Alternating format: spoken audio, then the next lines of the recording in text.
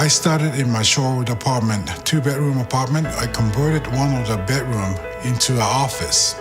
First, we wanted to be a software publisher. I want to license the US software, translate them into Japanese language. So all I can do was buy a US software, send them to Japan.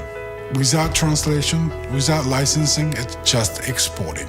And I started working with Japanese distributors. So we contracted them to distribute US software in Japan.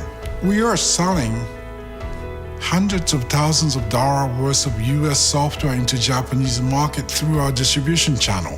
Ken needed more room to keep up with this growth. He moved PSP into an office space in Mercer Island and started hiring more aggressively. Now was the time for Ken to pursue his original vision. Not just bringing PC software into Japan, but actually licensing and translating that software into the Japanese language.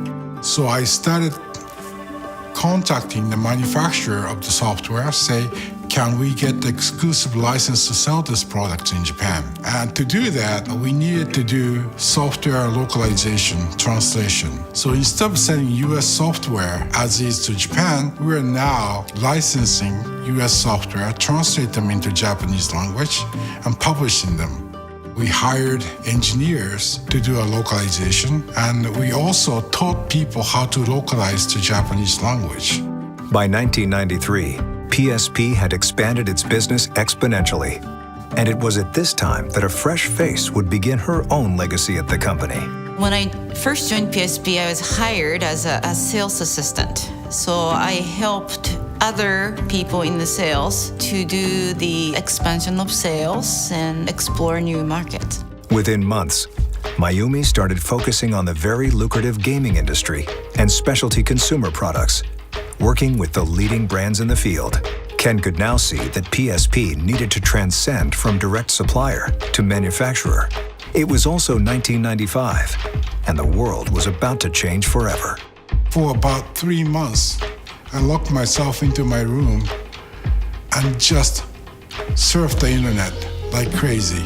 It came to me that we'll have domain. Every business will have their own email server, and every business will have their web.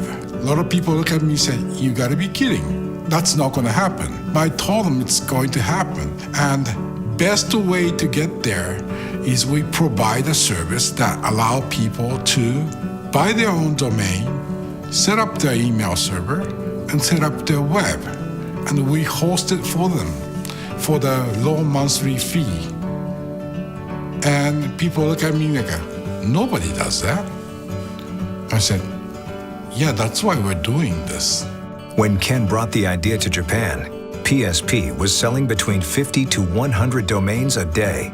Sales were incredible, and PSP was now serving 6,000 customers. Ken recognized the need to secure appropriate infrastructure to support all these domains. So in 1999, PSP built its first data center. We built a data center with about 50 servers, and we are very happy. The server was safe, we had cooling, we had enough power, and that winter was very cold. Ken didn't realize it at the time, but PSP was about to suffer its first major disaster. A raging storm had come crashing into the region. Heavy rain, snow, and flooding had combined to create a computer's worst nightmare. Complete disaster. I have to order entire data center to be shut down. At that point, we had about 6,000 customers. And 6,000 customers in the middle of the day, we had no service. Thankfully, the storm subsided, and PSP quickly recovered service without losing any of its 6,000 customers, a remarkable achievement. It was time to move to higher ground, and in 2000, PSP moved its data center into Fisher Plaza, becoming the first customer, boasting the largest data center in the Pacific Northwest. Harnessing the power of the new data center, PSP went through a remarkable growth period. We're adding 1,000 customers every month. So we're growing from 3,000 to 6,000, 6,000 to 10,000, 15,000, 20,000 customers. That was amazing amount of growth. And this was truly becoming PSP's main business. With the company on such a great trajectory, Ken took the decision to move Mayumi into a more strategic leadership position. She had demonstrated a great talent for driving the business and became COO in 2006, overseeing a staff of 30 people, plus nearly 20,000 domains. PSP continued to soar, and Ken recognized it was time for him to step down as president and CEO. In 2009, Mayumi Nakamura became president of PSP Incorporated. She was focused on driving the business further forward, as well as promoting a positive work culture for all. When I took the position as president, I wanted to grow the company. I also wanted to create a different type of culture. And I just wanted to make the environment where not only I can grow more, but also for others to grow. Unfortunately, Mayumi and PSP would experience disaster again just 2 days into her new role. I got a call in the middle of the night from the data center staff that there was an explosion in the building at the Como Plaza, that they were told to evacuate the building. And I knew it wasn't good. Our entire service was down. Our server had no power, no internet connections. At that point, we had over 20,000 customers, and we could not provide the email for 20,000 customers. All we could do was tell customer what happened. We were on the phone, faxing, posting, tweeting. We communicated with the customers and kept them in the loop. We had less than 1% cancellation. It's just people are very happy that we communicated with them.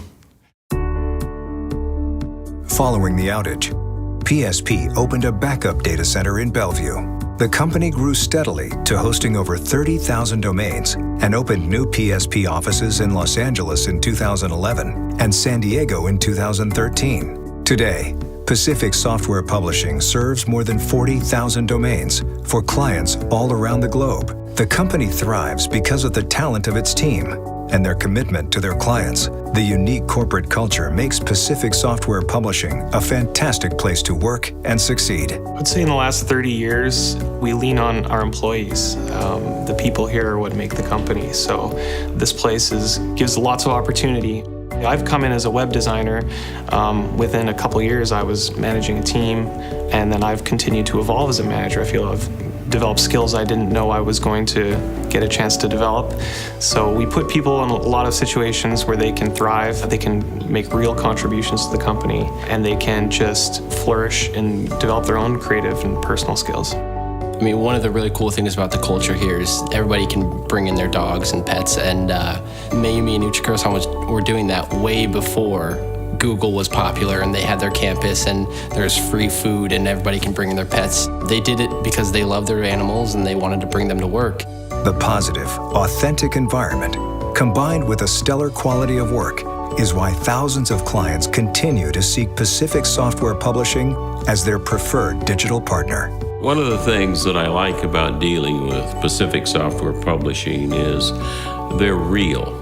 There's nothing about them that's high-pressure sales. They're very believable. You have a feeling they're giving you a direct answer without trying to sell you something. So you feel very comfortable in dealing with them, and that's what we like. If you think about a business that's been operating for 30 years, it's a little bit unusual. And it's a little bit unusual for a technology company to be in business for 30 years. So that's a huge accomplishment for them. And I think about the hundreds, probably thousands of customers that they have. They should be very proud of that. This last couple of years, it's not only Ken who leads the crazy ideas today. I think I have a team of management who now can dream where we like to take our customers to create new software.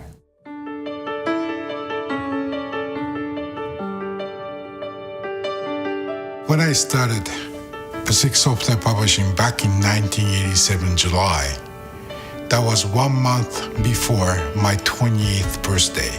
And this is our 30th year. That means it's over half of my life. The company is in such a great shape, which is amazing. I built this company?